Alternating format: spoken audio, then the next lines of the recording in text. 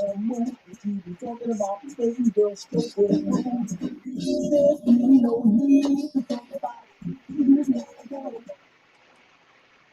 right, all right.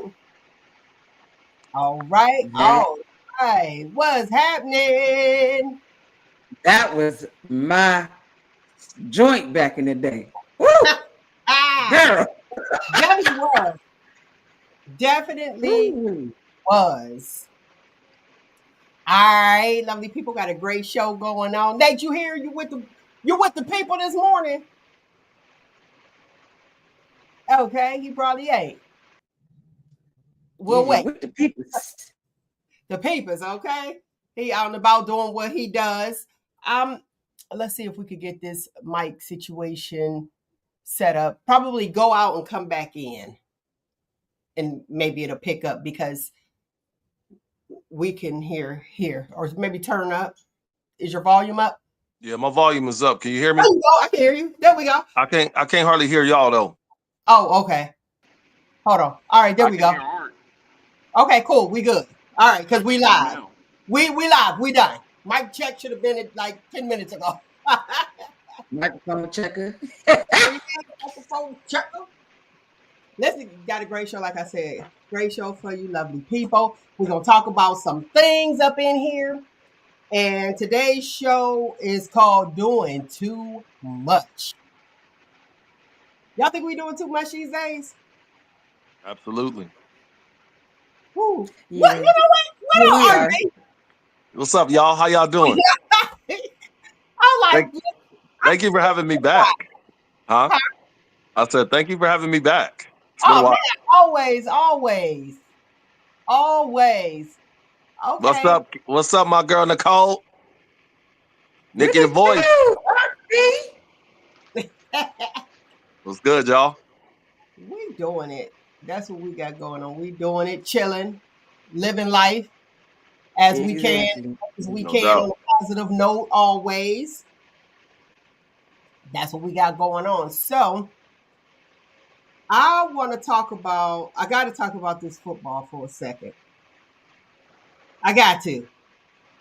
I'm tired of talking about the Browns, but I must make a statement.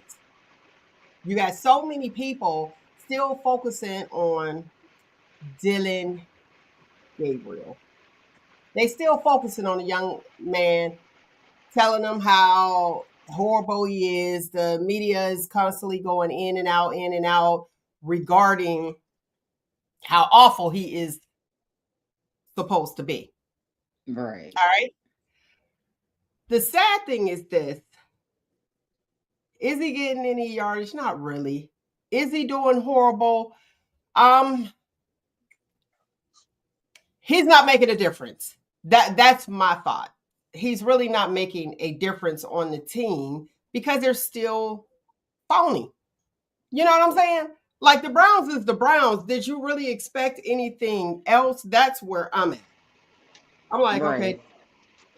like, did we expect anything else? So, yeah, I don't know. People still feel like Shador get in, let Shador in, let Shador in, let Shador in. At this point, I'm gonna be flat out honest. If they're playing the way that they are playing, real talk, maybe they protected Shador from an early injury. Nah, You don't think nah, that's Mm-hmm. nah. So, What it so for the is Browns, what it is. what do we They expect from them? Shador's number is 732 on their quarterback list in the last, what, 10, 15 years? It's the Browns. You can't expect, it's expected. I mean, it's sad, but it's expected. okay? Go ahead, Art. my thing of it is that the Browns, as they affectionately are known as a mistake on the lake. I mean, listen, the biggest thing of it is it's like it's not a protect them from an injury. It's like they had to play the rookie that they drafted first and see what he can do. And the way I look at it is, it's in that NFL situation, it's all about the game. You know what I'm saying? You got to play the game, and you got to know the inside scoop of the game. If you are a sports person, you understand that. In certain situations, even how they did him, it was like It wasn't cool. You know what I mean? Nobody drafted, nobody picked him, and he gonna turn around and be a superstar. In the end. But how they did him, Right. they did it wrong because they tried to I feel they tried to play him in a sense, with his whole father and his whole history of, his dad. But he has to have his own legacy. You know what I'm saying? So the thing of it is that he is a potential great quarterback, and his time gonna come. That's what I feel about Are you talking about Right. Dylan? Hmm? You talking about Dylan, a great quarterback, and his time gonna come? Who? No, I'm talking about Shador. Oh, definitely. Okay, yeah, we got that one, and I think he gonna show out. But Yeah. what this whole thing does, honestly, let's be real. Mm-hmm. It puts more pressure on Shador when he actually gets out there, But that's because okay. so many people was rooting for him, and it's like, That's the name of the game. And if anything, that should energize him. That should well, make yeah, him I want to. get that. It'll definitely do that, but it puts more pressure because the whole world already is going to be looking at him, and But then they're that's going to be looking at him even. Wait, they're going to be looking at him even more so. The they're going to compare him. They're going to be comparing him. Do I think he's ready? Absolutely. Do I think even for the fame and who he is? And to me, the bottom line is that they are upset because Shador is who he is and no one can break him. It's sad that the industry wants to break people to build them back up. You can't do that. When you know who you are and you comfortable and confident in who you are, can't nobody say nothing, take nothing away from you. That's for you anyway. So just sit back, wait, and get paid. Don't they still get paid for Yeah, going? but the thing of it is, it's like you have to look at the history of it. The history of it is you look at his daddy. His daddy is a brilliantly Oh yeah, confident, where? brilliantly confident man. So he's been raised up. You know what I'm saying? When you think of Deion Sanders, that man was a hard working athlete. Never drank, never smoked, never did nothing but do sports. He's been an athlete all those years. He played baseball and football. So imagine when you growing up in a house like that, it's like you're growing up with one of the greatest athletes of our time, period. So of course he's under that monarchy. And so the thing of it is, it's like, of course, they've talked and his father has instilled some greatness in him. And that's the biggest thing. He's instilled some great values in him to be the young man that he is. He like, ain't no pressure. You got to think about it. When he played for Colorado, he's already made money. Ever since they've added this, this whole thing where the college kids are getting paid now, he's made plenty of money. It's not about money. It's Well, like he let me say that and shout out to the college kids being able to get money. And I'm shouting that out because I'm shouting it out from Youngstown because let me tell you, just as you saying, being raised, Mr. Carter, Mr. Carter from the McGuffey Center. Know the brothers, Ray Carter, John Carter, Dwayne Carter. Well, I am here to say we got some Youngstown blood that actually was in that lawsuit. I think it was 3 or 4 of them. Dwayne Carter was on that lawsuit so that the college children could actually get paid. So Youngstown doing it. We do something. That blood is in there. That blood is in there. I was so excited about that and them getting paid because you do have a lot of college students. Was always, if you had $5 in college, you were rich. Broke college student, you heard, working really, really hard. So this gives them a little bit of money, and I think that it will prevent. Actually, I know it will prevent what was happening at Ohio State back in what was that 92, 93, somewhere around there. With Maurice Clarett, that whole thing when he was rocking and selling jerseys and stuff like that. Trying to eat. What you gonna do? So instead of getting caught up in that, I thought that was a good thing. I'm gonna ride on past this in 1 second. I wanted to talk about how this whole Browns franchise, the best thing that they did is get Shador. They know that. Just hurry up and hit that so that they can make some money. Because you kind of have that. I'm not comparing him to LeBron, but as far as for the city, it's kind of doing the same thing. When they did that draft, when they actually draft Shador, I was in Cleveland at a hotel, chilling, having a good time. Let me tell you, when they draft Shador at this particular hotel that I was at, the place erupted. All you saw was suit and ties and me. The place erupted. Right. This one man was like 2 rounds on me. People were yelling Cleveland's back. It was the casino execs that was over there. They all were so excited because they were looking at, we got money coming back to the city. So saying that, I'm just saying that the people of Cleveland was happy, and I think just as long as he's on the roster, even Stefanski doing what he do, them being on the roster, let's get getting paid, we getting paid. The jersey, #1 jersey to be sold out, never sold that fast. Matter of fact, that's the most sold. But the thing of it is that when you look at the history of the Cleveland Browns, like if you know any Browns fans or just a the fans of sports, period, Cleveland, they are loyal to their team. If you're a Cleveland Browns, they're loyal. You have some people that are just diehard, win, lose, or draw. I'm a Dallas Cowboy fan, been there for the 70s. But all of us on the panel are, well, I know that I am diehard. I'm a diehard Steelers fan. Nick is a Steelers fan. fan. But I wasn't since the 70s. I came in on the boat in 1986. Mm-hmm. 19, not born in 1986. And I'm gonna tell you how. Me and my cousin, I was over their house, and he ain't had nobody to play with, and he had the electric football game. Remember that? Yes. Don't get me started on that. Listen, yeah. So he had that game. That was our original Madden. That's the original Madden. The original Madden, yes. Yeah. And so he was like, "Can you play with me?" I was like, "I ain't playing, unless I'm the Steelers." And he liked the Steelers. Right. And I was like, "Well, I'm not playing. Because I wasn't playing. He wanted me to be the Browns.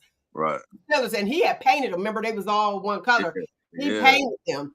So I had to be the Steelers. And he was like, "Why you want to be the Steelers?" He was like, "You don't even like football." I said, "Yes, I do. We outside playing football, street football." Right. Back in the day.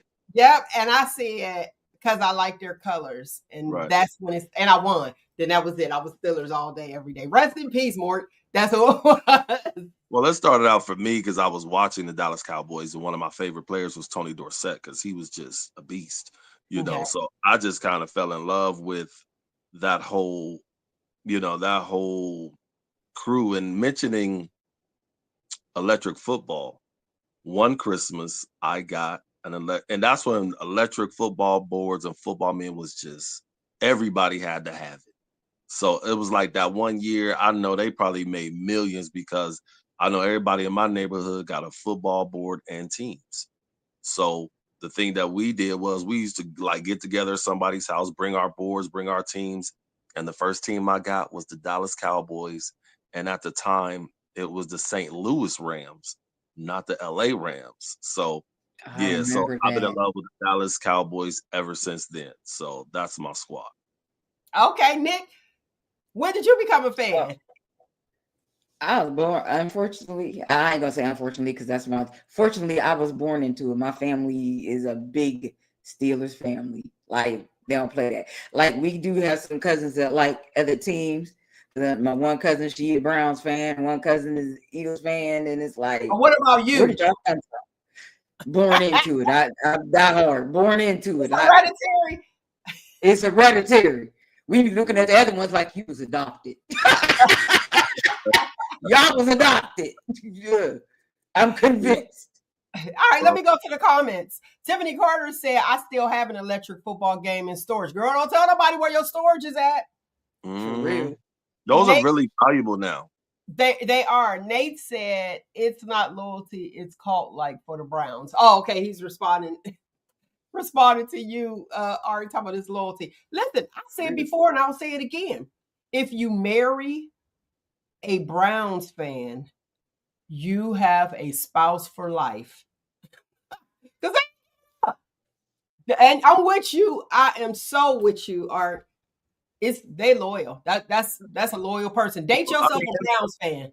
Same with Pittsburgh. Same with whatever you grew up in. It's like, I'm in the house with a Pittsburgh fan, so of course that was the biggest thing. It's like, yo, from Pittsburgh, you gotta love Pittsburgh. That's all it is to it, And of course, I caught flack because I was a Dallas fan, but you know me, I'm a jokester. I play games. So one day we were at a family outing, and I wore my Dallas hat to Pittsburgh, and my brother-in-law was so upset because he was like, "You really gonna wear that in Pittsburgh?" I was like, "Yeah." Our fans do not play at all. Yeah, y'all don't, and y'all some of the like. Oh my goodness, because it's a couple people. Yeah, I'm gonna shout them out. Stacy Mack, she is such a diehard fan, and she rides my coattails so tough because I'm a Dallas fan, and I really don't care. Win, lose, or draw, I'm Dallas for life. I don't care. Them my boys. Period.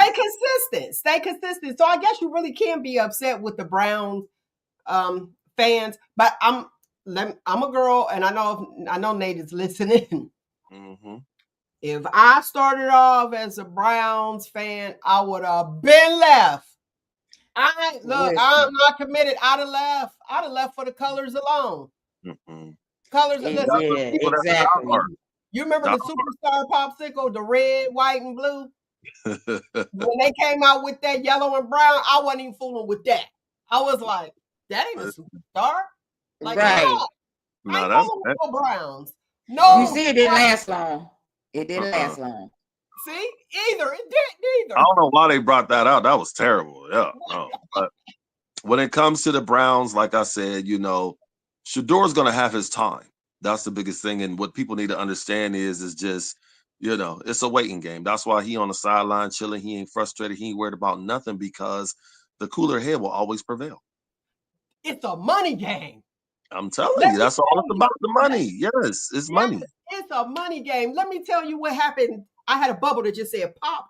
I'm sure, I'm positive that the people that, you have your season ticket holders, I think there's one or two season ticket holders for the Browns. Mm-hmm. I bet you the tickets are higher. They could probably get them sold higher.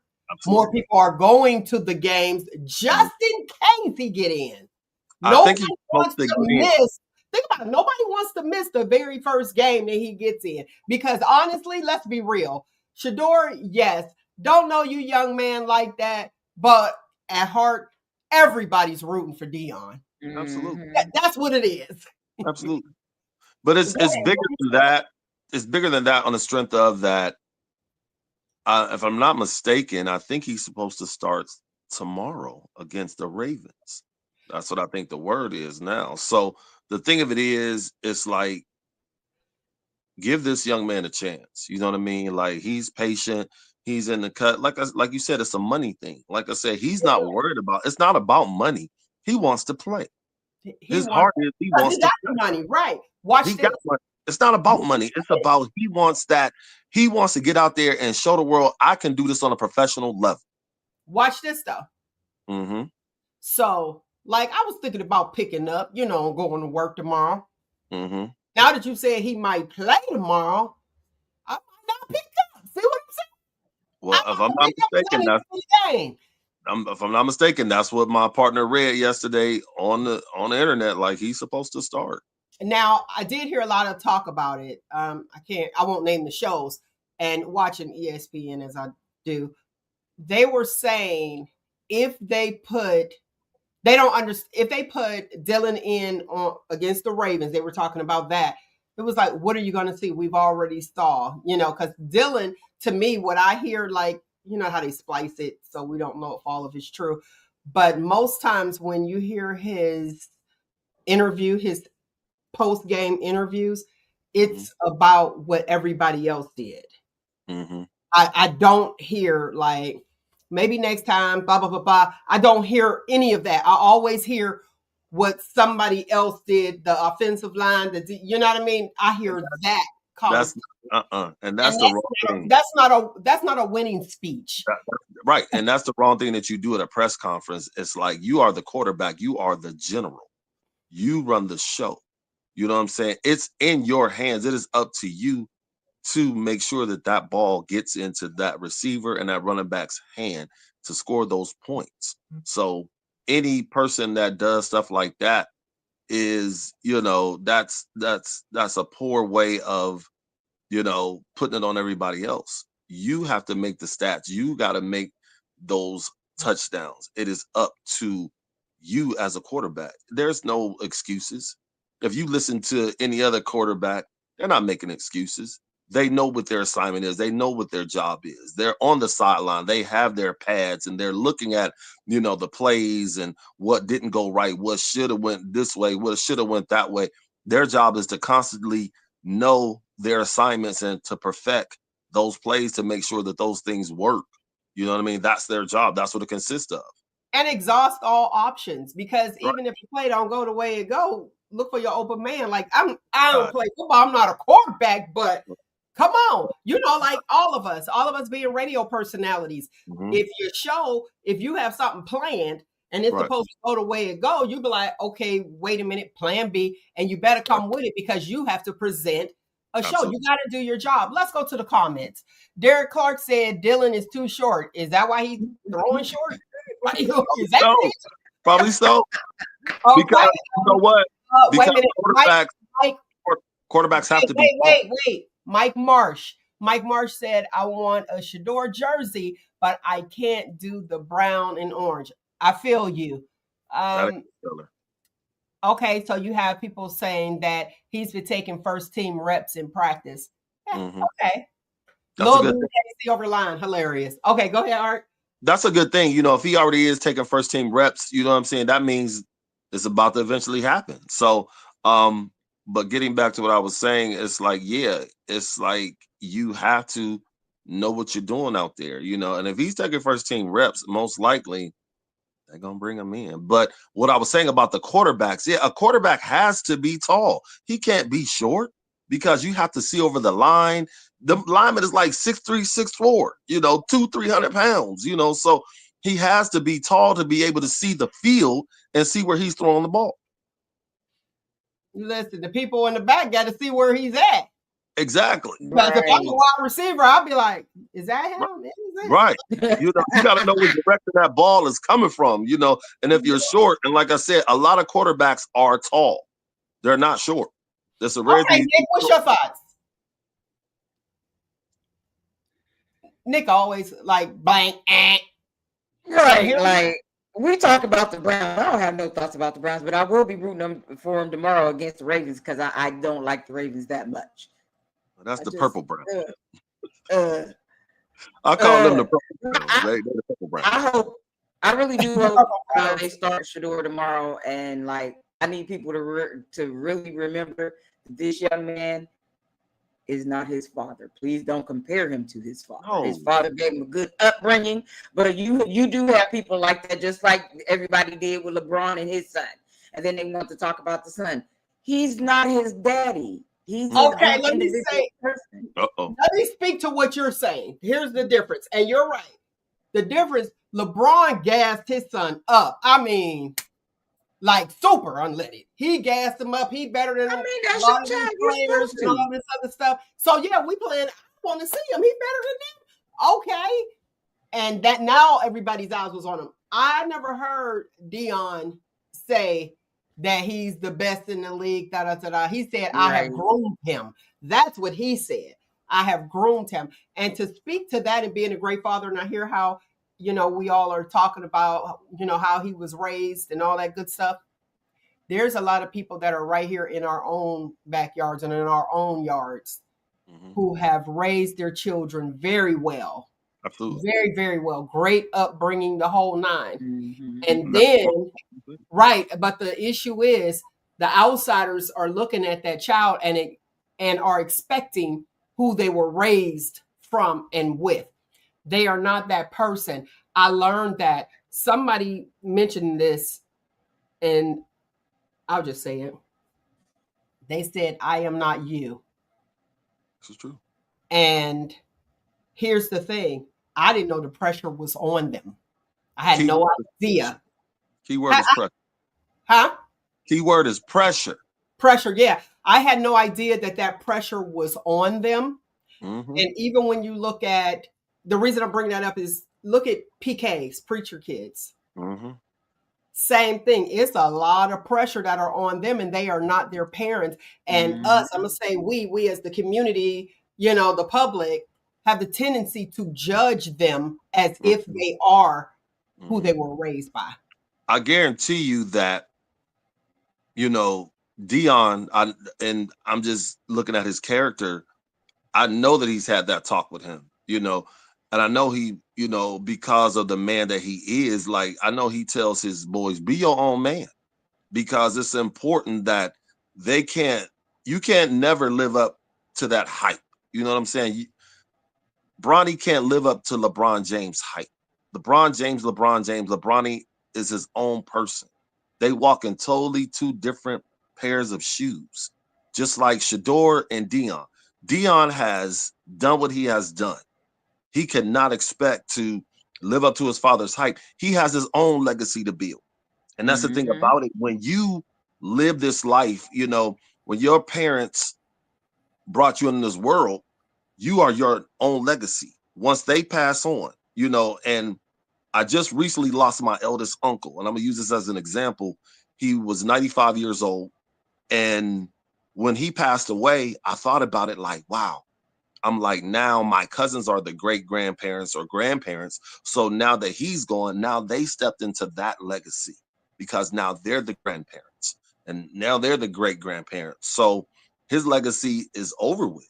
So now, like, even myself, I'm not a grandparent, but I'm still a parent. So one day my kids will step into that legacy role of parents, grandparents, etc. So it just basically goes generation to generation. Shador is his own man, and he has to do his own thing. I got a word. What's the word? I like that. What's I that? like the way that you said that. So that's kind of like, yeah, that's kind of like being plugged in. Yeah. So now that he's gone, Mm-hmm. he unplugged, and now everybody is plugging into the next generation, Mhm. expecting Yes. them to carry them, the Yeah. legacy. Yes. And what Wow. it is, you take Plug. that wisdom that they given us. My uncle was wise. He was wonderful. He was the greatest, one of the greatest men I knew. I had so much respect for him. But the things that I learned from him, just like these men, these young men that are in these positions, they're learning from their fathers because their fathers are great teachers. LeBron, great teacher. Deion Sanders, great teacher. He ain't just teaching his son, he's teaching other young men to, listen, we all need this formula, and even in the job position that I'm in, we pass on that information. I mentor, a little bit of life coach, I mentor fathers, I mentor young men. And so the thing of it is, it's like we have to keep on passing on that tradition because I feel like there's a bend in the tree of knowledge, in the tree of just having a conversation and speaking to these young boys. We just did a mentor day. And my thing of it is, I love talking to young men because I want to see them successful. I want to Okay, see watch them grow. this. Watch this. Hmm. So you have a responsibility. You are Absolutely. a role model. Just step Absolutely. into Well, your position. So you call it what you want. You call it right. what you, Right. because I can tell you one thing about a role model. We don't Yes. say, "Hey, I don't want to be a role model." They No. choose you. Yeah. The littles Right. choose you. Yeah. My So that's uncle. why you have to carry yourself a Hmm. particular way, even though you might hang your hat up at the job, Hmm. clock out. Let me put my Right. badge in here. Right. Now I'm gonna step out and be this person, not to the littles, because Mm-mm. wherever the littles met you at and chose you, they're gonna Yes. expect that. Yes. And that's the biggest thing because my uncle at 17 years old, we had a talk and he said, I was in a situation. He said, you need to be a leader and not a follower. So when he said those words to me at 17 years old, those are words I live by. Never got in trouble, never really was out in the streets like that, never sold a drug, never been to prison, never did any of those things. So I understood what it was to be a leader because I had the brothers in the streets that looked up to me in a sense and was like, you always been a good dude. You've always been on this level. So my thing of it is that it's important that we pass on to those generations and we do those things. So we have to understand that each role is important. So we have to understand that these young generation need our help. I've been to court systems talking to young men. I've talked to young men on the streets. I've talked to grown men in my office. So for me, we have to keep on passing on that knowledge. Knowledge is And key. guess what? And Shador being in the position that he's in, Yes. he too is somebody's role model. Yes, he is, because And some young man is looking up. what he's showing is patience and graceful patience. Oh, absolutely. So for that, I commend him. I'm looking over. Let's go to the comments. Art been a solid since I know you, brother. Let me correct it. Thank you. Art been solid since I've known you, brother. Okay, look, he had to correct it in the comments. And that's the thing. But you have been as well. And even let me speak to the guys that's out there selling drugs and all that other stuff. I don't know. Do they still sell drugs? Yeah, they still sell drugs. I'm like, you know, at one time, I was like, oh, Bob, you be able to point them out now. I'm like, do people still sell drugs? But those guys, let's keep it 100. There's different reasons to why people do what they do. This is true. And you don't know their story. And when you learn someone's story and you say, oh man, that was the only way. But you have somebody on the outside to be like, well, it's a different way, brother. You could have did this, you could have did that. But you don't know what their story is and who they are trying to feed. And this seems to be easier without, having to jump through a million hoops to get a job. I'm not saying that selling narcotics is a good thing. I'm not. So be clear. But what I'm saying is I want to go where Art was at. You could have those street dudes and then people feel, some people fear them. But when those street dudes see you and they still respect you, absolutely, and hold you to a higher standard, absolutely, that speaks volumes. And that's the biggest thing with the Black community. Yeah, and you know what? All of them, but wait a minute, let me finish this. And even like if you don't have, and you still get that respect, that speaks volumes. So keep that character. Here's the thing. What happens is period. And the way I look at the whole situation, it's all a trick. It's all a setup, especially for the Black community, because what happens with the Black community is, they want us to self-genocide.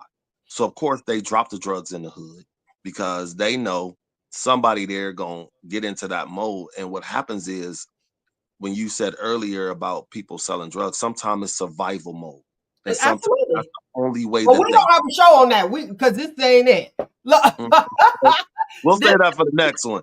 But my point being is, when you are around it and that's what you are, that's your environment, then that's what that's what you gravitate towards. Because if you see the brothers in the hood getting money, got the cars, et cetera, and back in the day, I know my OGs, there's like, man, you don't want that life. You don't need that life. Don't even fool with that. So I had uncles, I had cousins, and they was like, B, you different. So, they didn't allow me nowhere near none of that stuff, even though I could have gravitated towards it. But in my own mindset, I'm like, why am I selling poison to my people? I said, that's just wrong, because that's affecting everybody. And one day I'm gonna have to answer for that. I'm gonna have to pay for that, because it's a thing called karma. You have to be careful of what you do and what you put in the atmosphere in the world. Say it again. That karma is something else. Anything you do. Absolutely. Go ahead, Nick. I'm trying to hear you. I was saying, anything you do, karma is real. It's going to come back, and it comes back full circle 10 times. Okay. Worse than what you dished out. Let me go to the comments. Derek Clark said the new hustle is have a career. Absolutely. People want the fast bucks over a slow nickel. Okay. And tell them, Art, it was set up by design, which we do know. We definitely, we know that it was set up by design. All right. Now let me get to what is happening right now. Affecting us right now, today. The SNAP acronym for food stamps. Some people know them as food stamps. Well, they did the half that they said they were going to do. Ohio, the highest was supposed to be 250. That's what Uncle DeWine said, 2 weeks ago. That's why I said, the week of the 10th, people will start getting, their stamps. Now, next week, this coming up, they're supposed to be getting the full benefit amount. Mm-hmm. Now, we know that if you've ever been on food stamps or have not, let me edutain you real quick. They do require your income. Mm-hmm. For each recertification, you have to bring in all the necessary paperwork. So what Miss Rollins is doing, Brooke Rollins, she's the agriculture secretary. What she is requiring now, because when they stopped the Yamps, when they shut the government down, they were able to go in and check to see if people really were eligible. There was a ton of people that was receiving it and should not have been receiving it. So this is what Miss Rollins decides to do. She decides we're going to implement where they have to check and make sure on a regular basis to see if these are actually vulnerable people.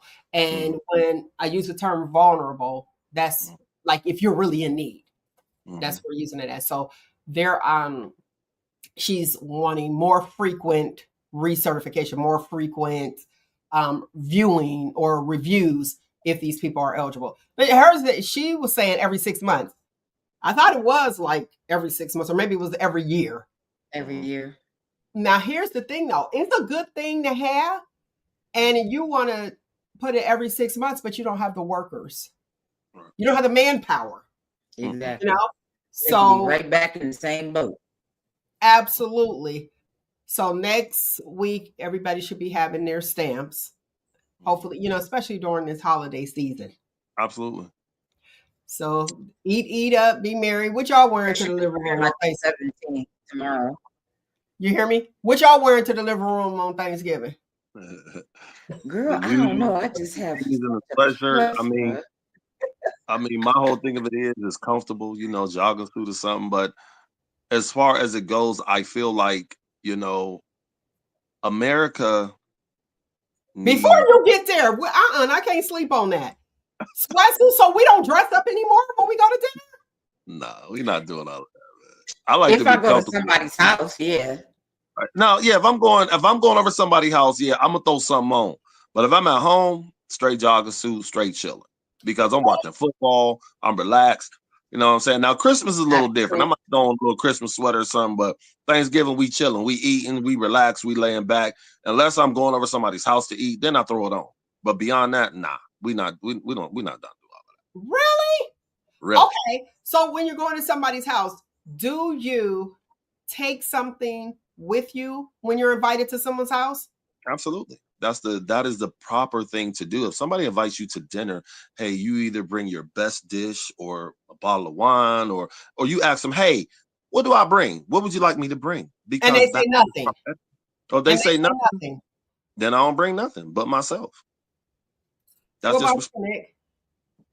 I always cook a dish, like always make something, but it don't matter. Because usually people request certain things that I make. They'll make a request and I'll be rolling my eyes like, do y'all know I'm tired of making this? But okay, but what about I do that. I do go through that. Okay. But for when you go into dinner and you bring in something and they say don't bring anything, what do you do then? You said Art, you said you don't bring anything. What about you, Nick? They say just bring your appetite. Right. That's what I do. Yeah. Well, why not? I mean, if it's, if that's what if you ask a person, hey, would you like me to bring? And they just say, don't bring nothing but your appetite. Respectfully, okay, cool. I respect what they say. So why would I show up with anything if they have everything there? Then my whole thing of it is, okay, I'm gonna do what you said. I'm gonna bring my appetite. I'm gonna come eat. I'm gonna come chill and be merry, and that's just it. That's it. I'm bringing some. Okay. I'll bring like cider. I have to have something, a deck of cards, like something. Okay. Like look at your back, like, wait, I got some cards. Y'all want to play? Something. I do. Okay. That's just me. Right. A pie, just something. But when it's like your family, like grandma's house, you still should, but her house already full of everything. Exactly. Mhm. So you So think which, about it, it's like Shirley Singers. It's like Shirley Singers said, "I got greens, beans, potatoes, tomatoes. They got all of that." So it's like Right. I would so need to bring everything up. is it Hmm? rude to bring your own Tupperware?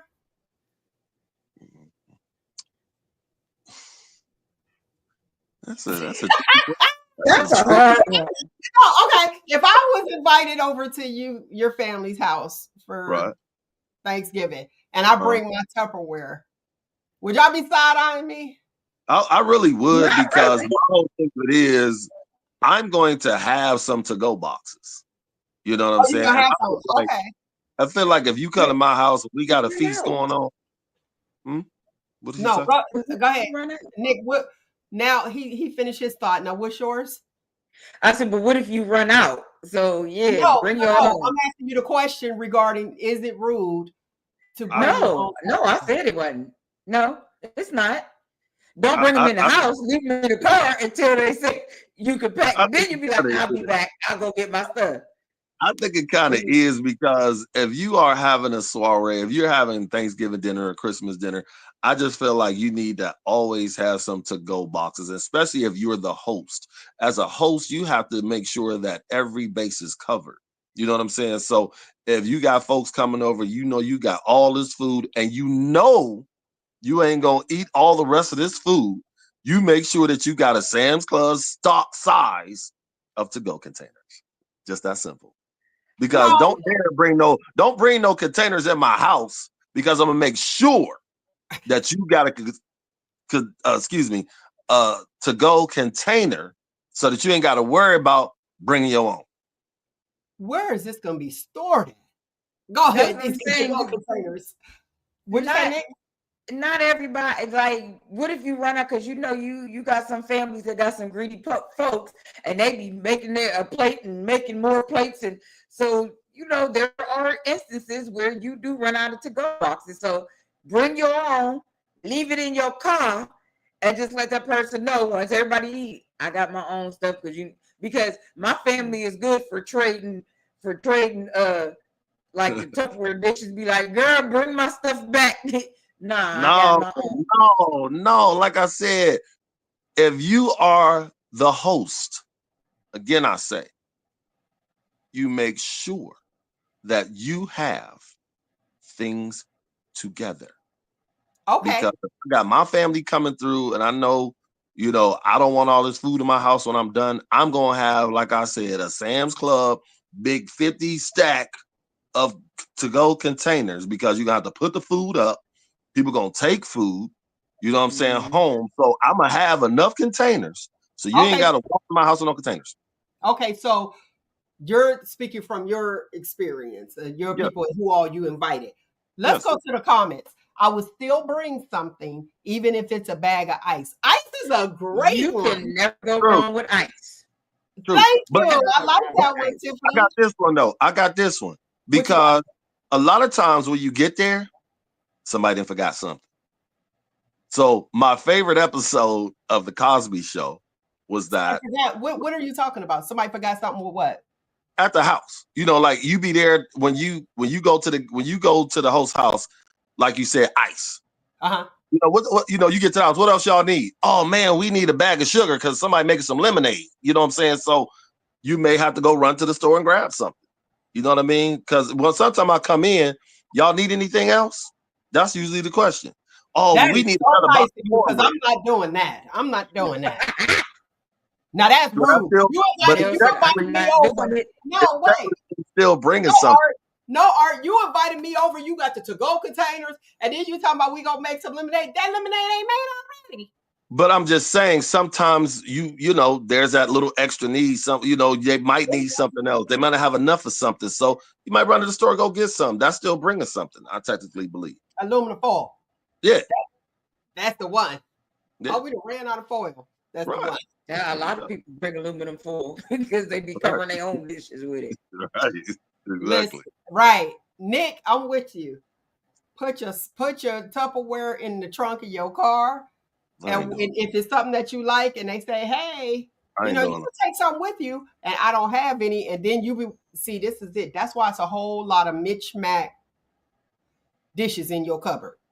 Y'all want to know why you got Exactly. mismatched dishes in your cupboard? Because you done sent your plate home with somebody else that was supposed to bring it back, and you never took it back. Exactly. So that's why I don't believe in that. I do perishable stuff because once I'm done with that dish, I'm in that to-go container, I'm throwing that away. It's done. Because like you said, you got a bunch of mismatched Tupperware bowls up in the cabinet. You got them little white bowls that you get from little Chinese restaurants and all that. You got about 30 of them. You got the little bowl you done got from Olive Garden and all those different places. So it's like, yo, enough all of that. That's better than plastic bowls from them Chinese shops. That's a whole lot better than that. What is that, crock of butter thingy? Exactly, Oh, right. yeah, country You think it's butter? Like what? We will turn a to-go container into anything. Listen, somebody need to bring 2 of my dishes back. My black plate and one of my square bowls that I put a salad in. I'm gonna need that back. You ain't getting it back. I'm gonna need that back. That's why I say you go to Sam's Club, you get that big old bulk of to-go boxes. So that way, when you're done, you just throw them away. Well, you know what? And Nick said bring a dish. Somebody did bring a dish about maybe over 15 years ago. I still got that. Don't you do it, man. Brown casserole dish still sitting in there waiting for her to come pick it up. Exactly. Now, I guess am I supposed to take it back? No. If they brought it over, they should have took it before they left. But if they did and I washed it and cleaned it, am I the responsible one to give the person back their dish? Because if I bring a dish, I'm gonna make sure everything is dished out except for what I'm taking back home, and my dish is going back home with me. Period. Again, that's why when I make stuff though, I buy aluminum pans and put everything in it. Put all my stuff in aluminum pans But how about the plate? But what about the plate? So they give you a plate, you go home. Am I responsible for taking that plate back? Again, I figured, go to Sam's Club, get you some of them white containers. I'm asking, I mean, after I didn't do that. So now from today, I realized that go to Sam's Club and have my stuff, like Nick said, put your Tupperware in the car, and then you'll have it so you don't have to worry about that. But if you have somebody else's dish in your cupboard, if they don't come back, are you the one that are supposed to give that dish back? No, because that dish is their responsibility. If they brought the dish, and they emptied everything out in them white containers, like I said, clean out the bowl, take your casserole bowl back home with you. But if you wash it, because if it's still food in there, you leave early. Don't they say, I'm going to come back and get it tomorrow, and then they never come back, and now it's sitting in your cupboard? Black folks ain't come back to get no casserole dish and bowls and all that unless it was expensive. They can care less. What? You know what I'm going to do? This is what I'm going to do. Let me see. Well, all right. I got Cindy's macaroni and cheese brown casserole thingy. Right. Yeah, and dish. And Claudia Harris, I still got your great plate from 2008. So you got like a graveyard. You got a graveyard of folks' dishes and casserole in your cabinet. And Nick said it best. Bring everything in aluminum foil pan, so that way you can just throw it away. But you remember back then, see, this is like I told y'all the years, like, and I got one great plate that don't match nothing else, but I know whose it is. And anyway, I'll give it back to them on Christmas. Wrap it up and put it in the bowl. Were expensive and they were more sturdier. They were more sturdier too. Now you got the flip flop, and then you hold the ends and the middle buckle on you. Exactly. That's why you double or triple them up. There when you buy the cheap ones, you gotta do what you gotta do, baby. Listen, I'm a vet at that one because, like I said, folks be having a list of stuff for me to make the bring, and I'm like, okay. So I make sure I get plenty of aluminum plates or aluminum pans. I try not to get the real cheap ones because that's a disaster. But if that's the only thing that's left, I'm gonna double or triple it up because I know. So you're not gonna go up under the cupboard and take your good stuff. Oh no. good. I feel like if you're a guest at somebody else's house, I feel like you bring something that is perishable, and so that you don't have to worry about bringing your own dishes, and so that way you ain't got. Because see, what I would do with that great plate, I would gift it back to him for Christmas and say, "Here's your great plate back. I'll put it in the bowl. Put that thing in the bag. Here you go. Merry Christmas. Look at your plate back." Don't That's give just me me. nothing. Just give me my plate and my bowl back. About to do it. I'm about to do it. I'm going to do that. We'll put a bow right on it. Merry Christmas. Here's your plate. And look, she probably gonna be like, because I know you're OCD about stuff. So it's like it's gonna drive you crazy until you get it done or get rid of it or get it back to the person it belongs to. and I can't. I tried to, like, my heart was like, you know what? Let me go ahead and give somebody else. Here go a plate, so that my stuff can still be matching. But I can't do it because it's hers. So that's what I'm gonna do. Next time I go out of town, go up there, I'm gonna gift her with her gift. And then knowing her, she probably gonna make some more fried chicken and put it back in and be like, "Here you go, Here you go. Take it back. You'd have had it all these years, but we have to be aware of that. She even got the dishes still. She probably got new dishes. Absolutely. She probably haven't got the grays no more. She probably got blue or green or something now. You know what I mean? So it just depends. Well, my black plate is fairly new, and so is my bowl, and I want it back, sir. Okay. She want her bowl back. You need to make a phone call then. You did? Yeah, call them out. Listen, I said something before. And so, I do. Don't play dumb because give me my stuff back. Hey, listen.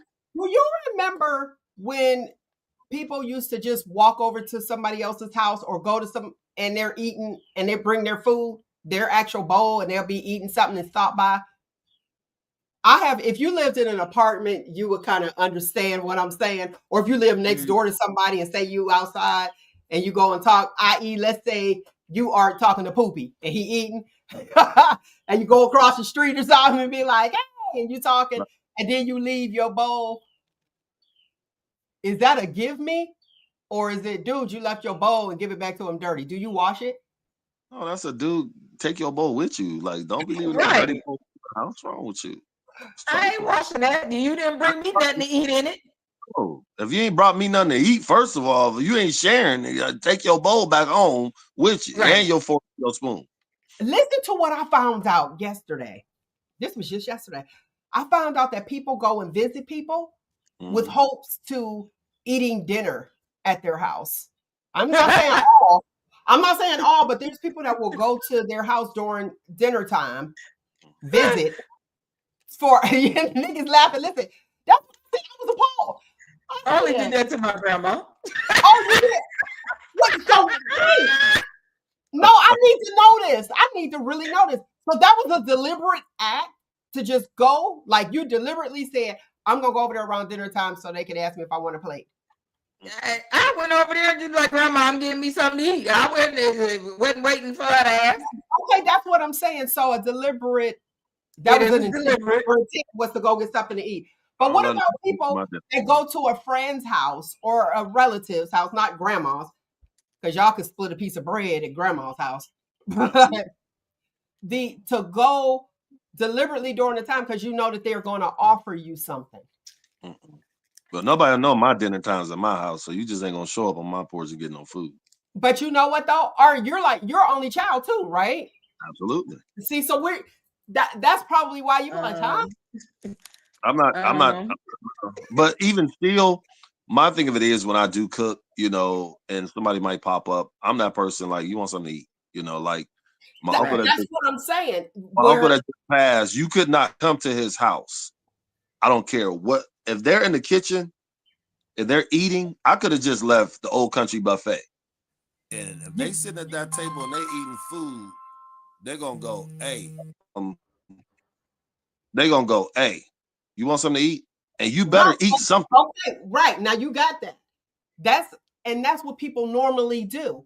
But there are people that deliberately go to someone else's house to eat. Now, when I asked you were you an only child as well, is because I don't know if people they probably do or did come to eat because they know that, I'm gonna offer. I'm like, oh, y'all want something to eat? Now I found out as well that is why people don't eat when they have company. I didn't know that was a thing, because if I had company, guess what? Everybody A eating. few of my neighbors used to And, do and I'm that eating across the when I'm street. hungry. I didn't Right. know that they had food in, just throw it in the oven, be like, oh, they on the door. And it's not being rude. It's because they can't afford to feed everybody. I did not know that that was a thing.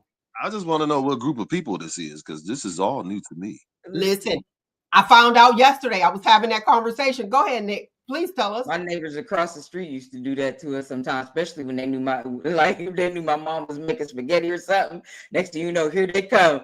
Hey, y'all, hey mom, what you doing? And deliberately knowing my mom gonna let them eat, you know what I mean? But I haven't deliberately gone to a friend's house because what you doing, I'm just stop by. But if I go there and I know and I see that they have food or whatever, they know. I was like, oh, what you cooking, and they'll offer it. But as far as deliberately doing it, no. But I have gone to a friend's house and I can asked, see oh, both. what you cook? What you done cook? Like, so. Let me tell y'all about y'all privileged selves. We got to be all privileged. What's that Y'all about? privileged, because I found out, here's the end to the conversation. I found out that these people were people that were right next to us with no food. Yeah.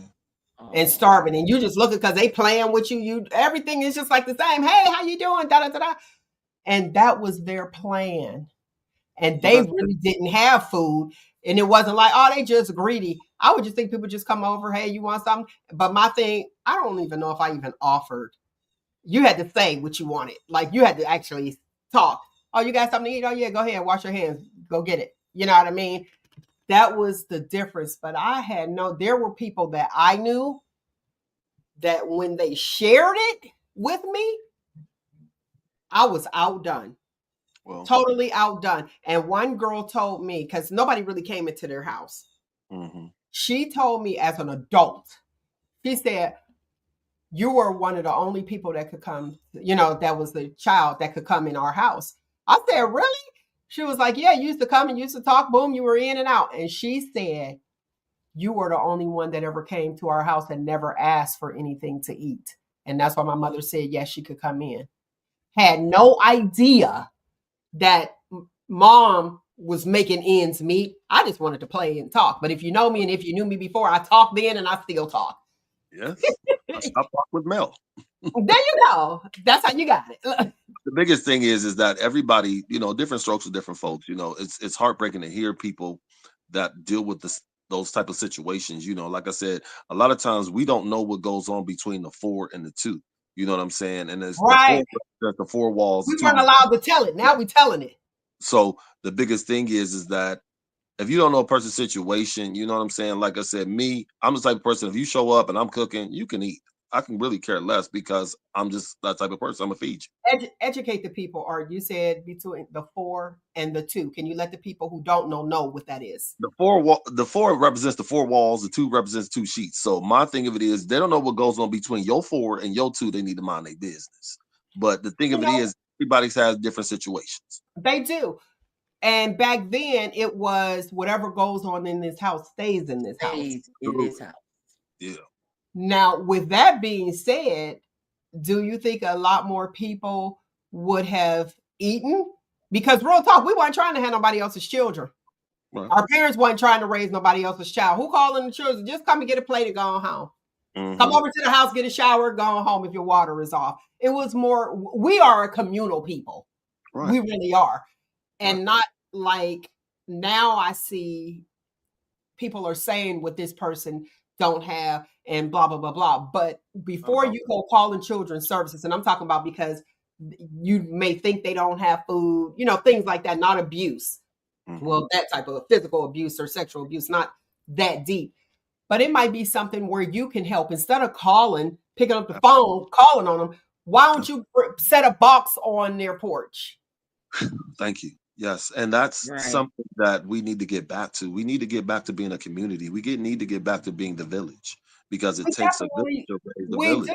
Because when you look at it, look at the bigger picture. If you know that they have a good parent, If it's a single dad, a single mom, and you know that they are good. Mm-hmm. Do you think you picking up that phone is better to pull that child out of that house and be raised by who God knows who, or just take those people some food if you can help them? The number here is 619-902-2287.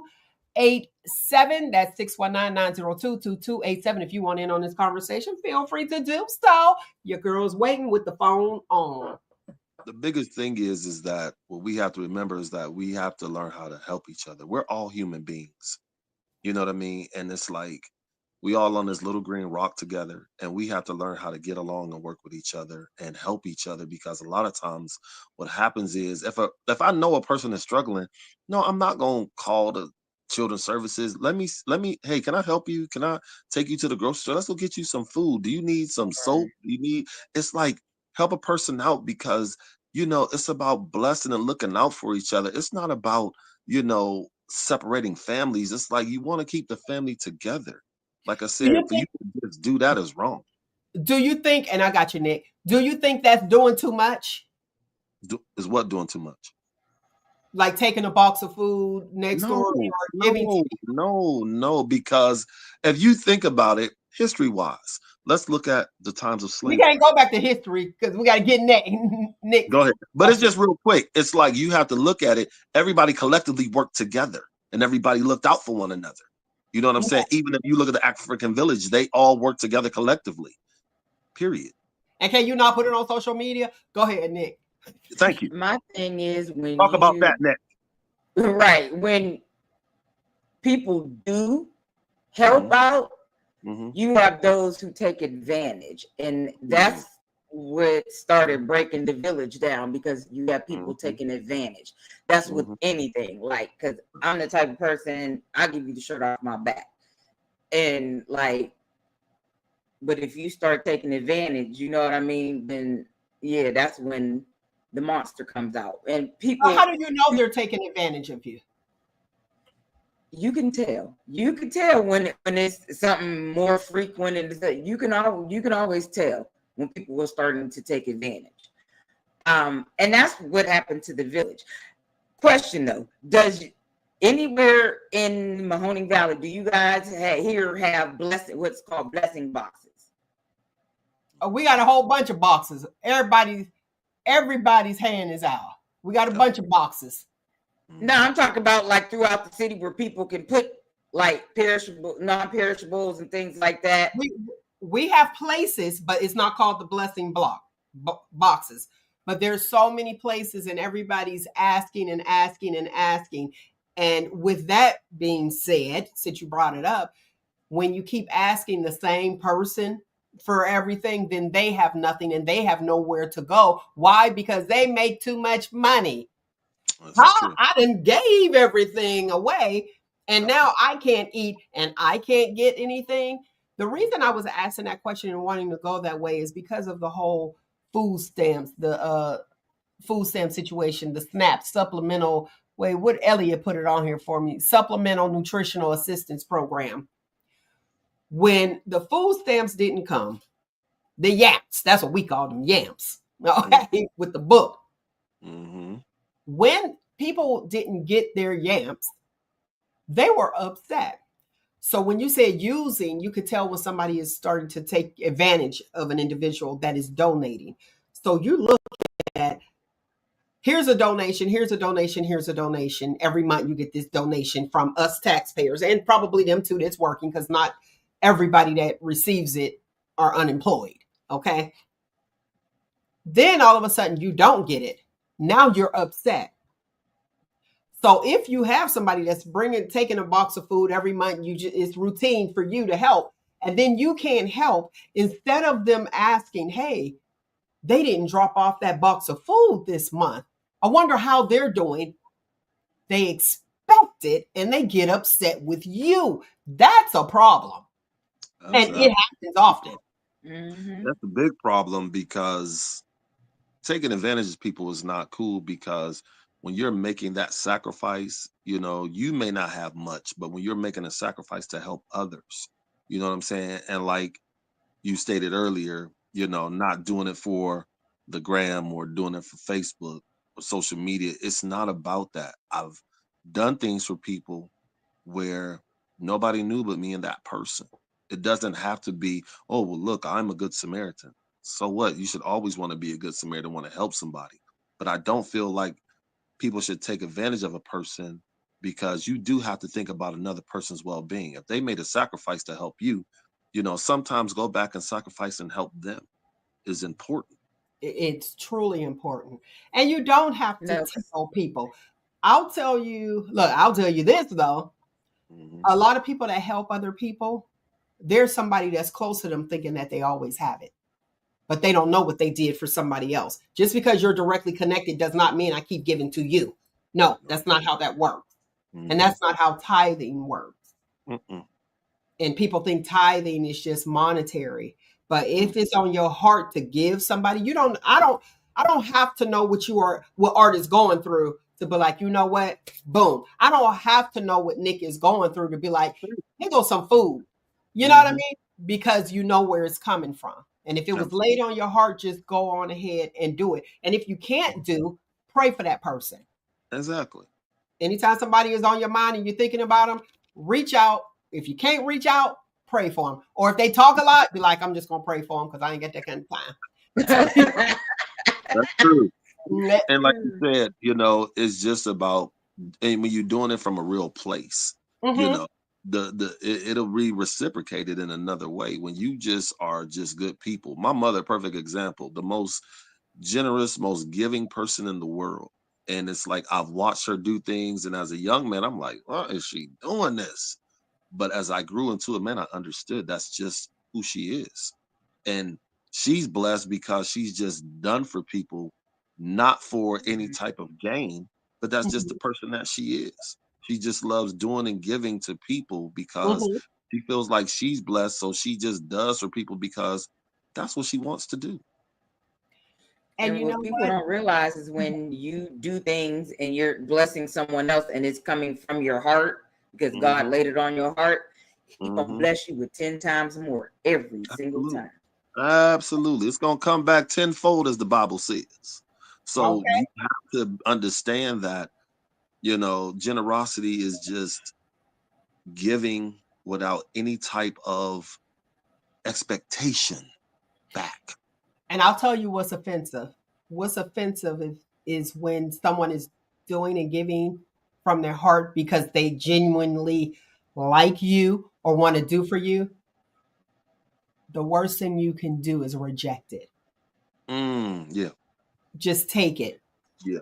Take it. That's Yeah. appreciative. Let's go to the comment. Tiffany said, Nick, there are stores that have food boxes, whereas you can put canned goods, etc., but nothing where you can just walk up and get what you want. That's what I was talking about because See, it's everywhere where you back have. at home, they do have those boxes, and then they have the community page. Like I think Mahoney Valley has one too.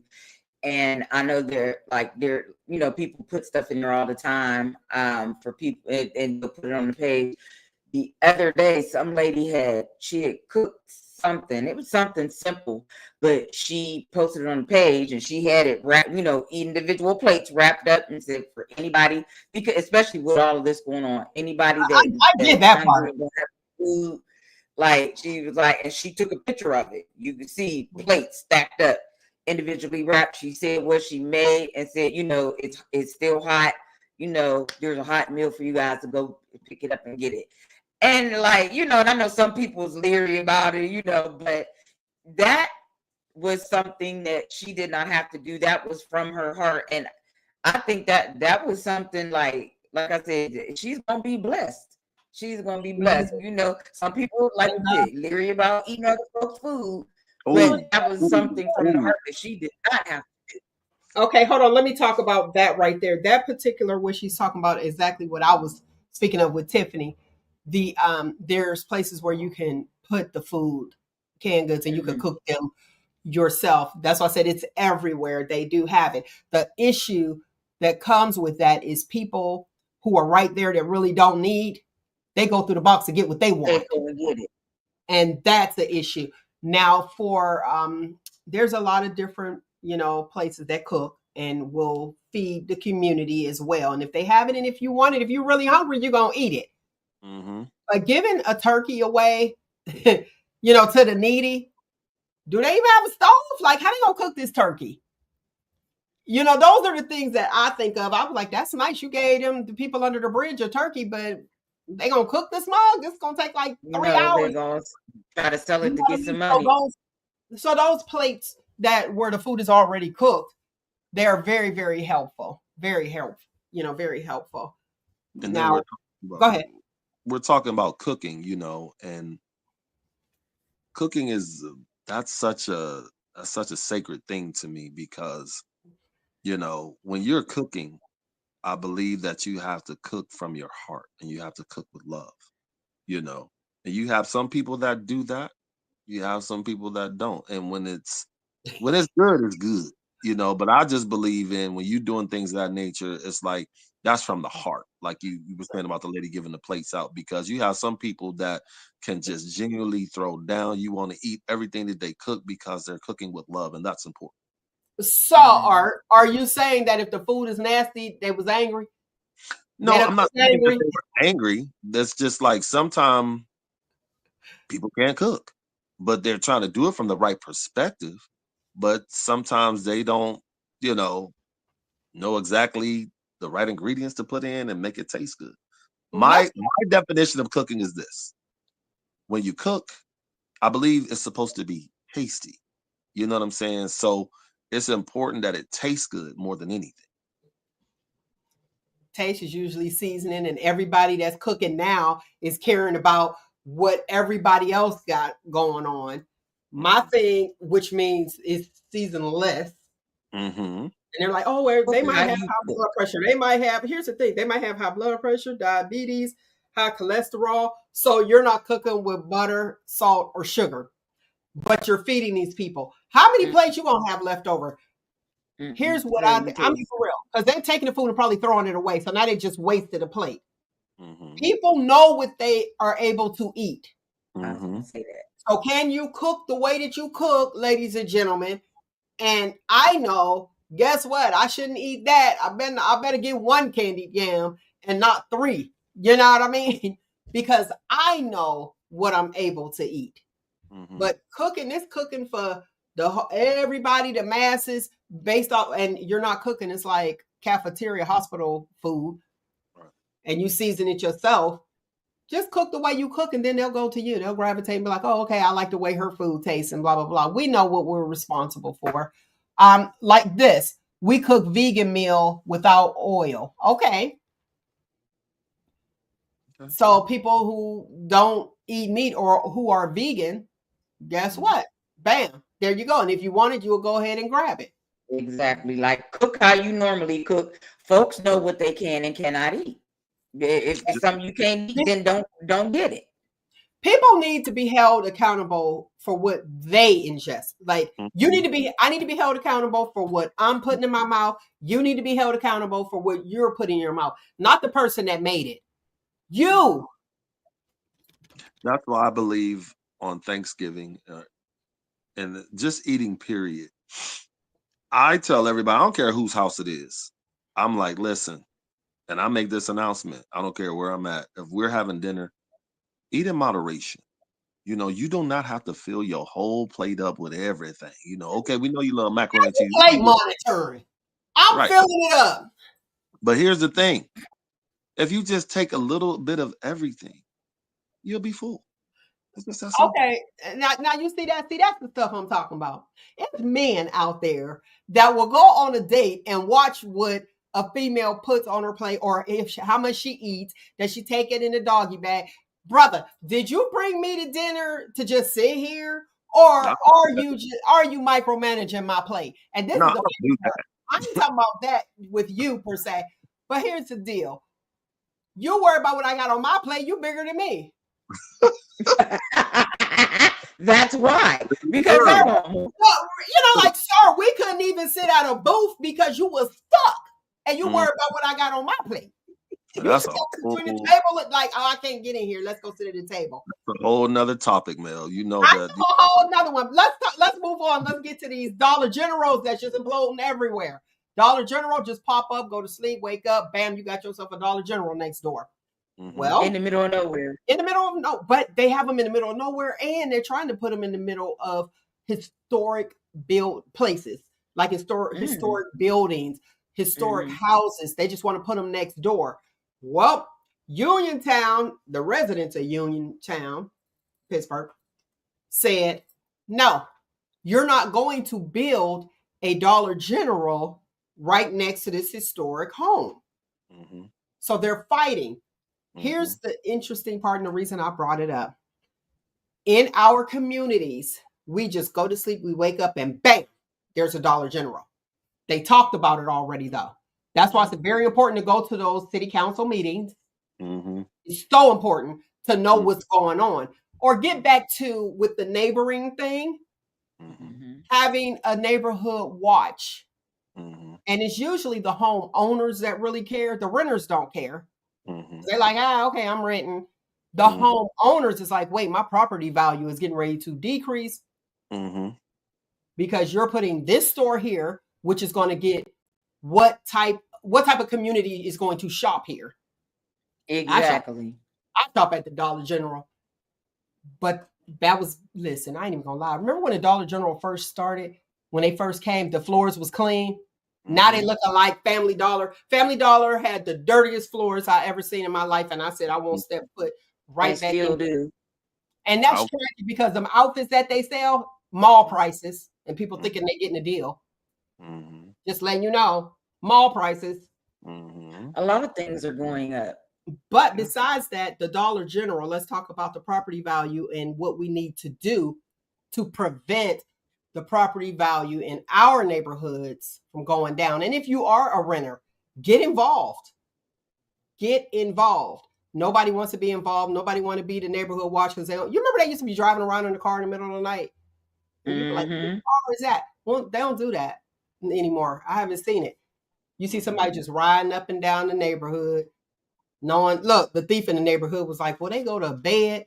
They would take shifts with a neighborhood watch. I think that stopped with George Zimmerman. Child, don't get me on that one. He walking around. We still need to have that though.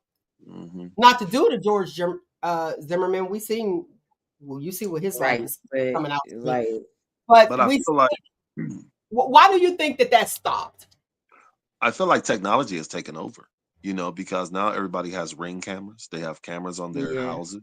They have Ring cameras because that stopped.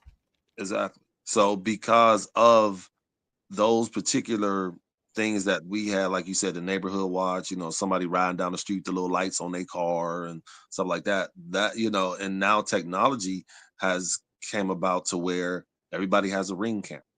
Everybody has that on that. They have home security systems, guns, things of that nature. But I think that technology has kind of taken away from those particulars because now you have a lot of people that don't go out and shop anymore. Everybody's ordering online,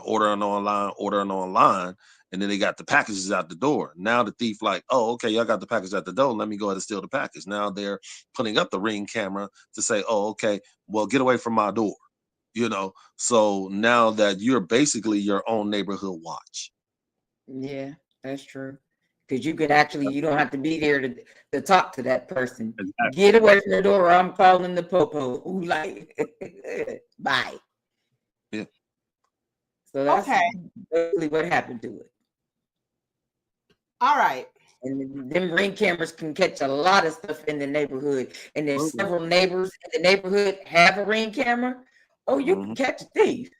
Really? You can catch a thief because people aren't being in folks' business, air quotes for the listening audience, anymore because the neighbors feel like you're doing too much. So now the Karens, they be going overboard. I get it. But if everybody was a Karen, they'd be like, I ain't going to that neighborhood. Right. Because if you look at it, what is it, the HOAs? To me, that's a bunch of Karens. Right. Yeah, to me, it's a waste. It's what?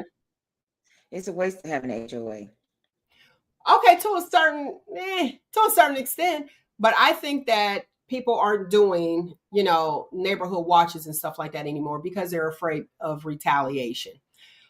Remember when I called the police on I tried to go back and tell the guy he need to pick up his bricks to, because the house fell and all that other stuff. But when you hear like gunshot and you call the police, they want to know, oh, okay, well they said they weren't shooting over there. They come to the person that actually called. Do you remember that time that I told you I called and I was like, can you please, I think it's domestic next door. And the police had the nerve to walk across my grass and knock on the door talking about, had the nerve to walk across my grass from the neighbor's house and boom, boom, knocked on the door. I opened the door and that officer said, they said they weren't fighting next door and they looking at me. That's dry snitching. Listen, that ain't dry. He just flat out told it. That's snitching. That's blatant snitching. Excuse me. Right. But I'm calling you to help with the program. Call me on the phone. You just walked across my grass and said, they said that they weren't fighting. I looked at them. They're looking at me. I said, yes, they were. I had to stand 10 toes down. I was like, yes, they were. And I said, I tell you what. I said, when, what did I say? I said, I'll tell you what, I won't call the police if you make sure that she has the phone so that she could call the police if she needs help. I had to stand 10 toes down on that because I realized that the police that's supposed to protect me put me in harm's way. And I think that's why a lot of people be like, no, I'm staying to myself and I'm not, I'm going to mind my own business. That's goofy, but you hire these officers and policemen who don't have the good sense that God gave them to handle the situation properly. They're supposed to be concentrating on that situation, not going when they get that call, they're supposed to go to that house, see what's going on, because it could be anything going on. They're not supposed to come over and question you. You know what I'm saying? Because like you said, that's putting you in harm's way because they're coming. Why would they come and ask you? When that call goes out, they supposed to go see what's going on at the address that they're sent. Not where they didn't ask me. They just let me know it's okay. They said they weren't fighting. No, you're not even supposed to do that. No, that's dumb. Exactly. So as soon as they drove off, they could have did anything. That's why our elderly people are afraid of staying in their own homes. Yeah. Homes they paid, cleared, but cannot, feel safe in their own home because somebody gonna knock over there and be like, yeah, old lady. They probably want to, yeah, old lady. You told them that da-da-da-da-da. That's not how it's supposed to be. And the person behind me at my, at the house, the person behind me, I actually knew, and I thought he looked familiar. I did know him because nurse in corrections facility. This guy was there, and I kept thinking he looked familiar. Well, he told me, he said, you know what? And he said, Nurse Ross, you are the only person in this neighborhood that did not call the police on me. That's what this gentleman said. And I'm looking, still can't figure out who he was. And then he realized I didn't know who he was. And then he was like, S-Pod. And in my head, I'm like, when he said S-Pod, I got the last name. I knew what medicine he was on. But my issue was this. How does this man know I'm the only one that didn't call? Because the police are telling him who's calling. That is an unsafe environment. And these are homeowners. You're not supposed to do that. That's not supposed to be done that way. There is a proper procedure when you're doing things of that nature. That's a breach of confidentiality. Well, guess what? It's not confidential. How about that? Well, it's public. It's public information, but in the same token, that's still breaching a person's confidentiality because they should never come. The police should have never came to you and said anything because your activity is, I said right in their face. Just walk right in. You walking on my grass? You got the nerve to walk on my grass too? You see it's manicure? I wouldn't even answer the door. I would have kept the door shut because it's like that's putting you at risk because you don't know if he got a gun. You don't know if he was trying to kill that person. You don't know what that situation is. And like I said, nowadays, a lot of people they're hiring now are not mentally. They're not trained well enough for me to protect me. You know what I'm Oh, saying? Because the there's so one much. incident, the one incident was 20 years ago, and the other incident was probably about 15. So Mhm. this is then, which is so tragic. Like it's just a sad it's just a sad Believe. situation overall, and we got to do better. And to me, the way that we do better is to make sure that we go to these meetings to see Mhm. what's going on in our neighborhoods, to Mhm. keep up on what's going on in our neighborhoods, and to stand up if we don't like what's happening in our neighborhoods. But everybody being quiet, it's posing a problem. It And takes people to do that. It's it up takes to what? it takes the people. It takes the community to do that. The community to me is very What's that sound? lackadaisical. Do you know Huh? that sound? Uh-oh. I know that sound. What's that sound? That What is sound that? is Mel's That's medical the moment. Okay. Okay, okay, we back. Look, finally got the stuff up. All right, today on Mel's Medical Moments, if you looked on there, somebody asked me about caffeine and the effects of caffeine, and what do I think? What's my view on caffeine, especially coffee consumption? Too much of anything is bad for you. Let me say that. But what I want to talk about for the caffeine, or focus on, is people who take medication and drinking caffeine. So what I'm going to do is give you some medications that are, some chronic illnesses that caffeine can cause a not so good effect, if that's okay. All right, so medication that don't mix well with coffee. Asthma medications. If you take asthma medication, listen here, you'll end up and drinking coffee at the same time. So that's the key. A lot of people, especially a lot of elderly people, they may take their medication with coffee, which is not good. So when you're dealing with the asthma medication, you might end up with a headache, nausea, restlessness, and irritable. Irritable is the one. Now, here's the thing. If you end up, if you're taking or using a nebulizer, your heart rate is already going to increase. So if you drink coffee with caffeine, we're talking caffeine, boom, it's going to increase as well. People who take cold and allergy medication, it is not a good thing to mix it with coffee. Why? Because your cold and allergy medication is a stimulant. So that means it's going to give you that jitterness that people have. Not good. Now, with the cold, I want to key in on this. People who take the cold and allergy, especially during this season right now, medication, and you also have diabetes, and you're drinking coffee, because that's like everybody's cup of joe, that's their drink of the day, you got to be very, very careful, because one, it can increase your blood sugar and increase your body temperature. And you'll be like, what's going on? How old am I? Am I in menopause? What's happening? So you'll have a lot of confusion within your mind. Call your doctor and let them know, hey, listen, I'm taking this over-the-counter medication. That's why I wanted to say that with the cold and allergy medication, because a lot of us will just go to the drugstore, grab what we grab, and not think nothing of it and think all is well. If you are on thyroid medication and coffee, we're talking with caffeine, it reduces the absorption. So your thyroid medication, some people are familiar, and we're talking for hypothyroidism, your synthroids, levothyroxine, methimazole, those, it decreases the absorption in your body, which means your medicine is not working overall. Blood thinner medication, anybody that's on any of the blood thinners, y'all know them all. It's a whole bunch, and aspirin is one too. So make sure you watch out for that. It increases your risk for bleeding, because remember, it's a stimulant. Okay. Blood pressure medication, it increases heart disease. Everything's going to go up and speed up. So be careful, be careful, be careful. And this is when you're taking the medication. All right.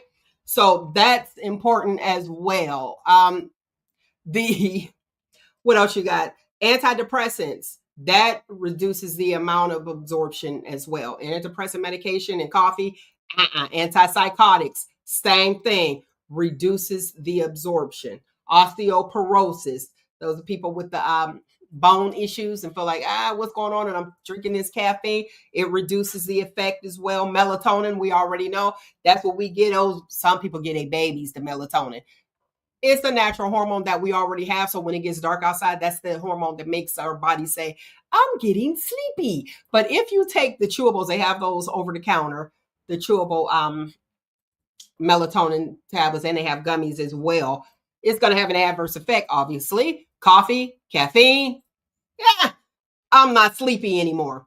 Alzheimer's, we call it Alzheimer's, which that is a progressive dementia. Same thing. If you're taking that medication, it's going to reduce the effect. Now, this is the tricky part. A lot of people feel like, oh, okay, well, I'm just drinking this coffee. It's going to wake me up, so I'm going to focus. Well, I'm going to take this medicine, but it's Alzheimer's. And guess what? It's not working. It seems like she's getting worse. Well, the medicine is not working. Okay. So it definitely has an adverse effect. So with those and your caffeine and coffee, you don't want to take them. The levothyroxine, I know you're probably not going to remember all this, the Synthroid, you have to take that by itself. It's usually 30 to 40 minutes before your other medication. But watch this. With these medications, they were trying to say, hey, you need to change your medication time. I disagree with that because your doctor gave you those times for a reason. What you need to do is contact your primary care physician and let them know, hey, I drink coffee at this time every morning. Maybe change your coffee time. That's a lot easier than changing your medication time, okay? But please, please, please, if you are taking any over-the-counter medication like cough, cold, allergy, just kind of call your doctor. Call them and say, hey, I'm taking this over-the-counter and I do drink coffee. A lot of doctors aren't really thinking about, oh, okay, they drink coffee, maybe they don't. Remember that big sheet is about 100 and something questions on it, and they ask you, they got it right then.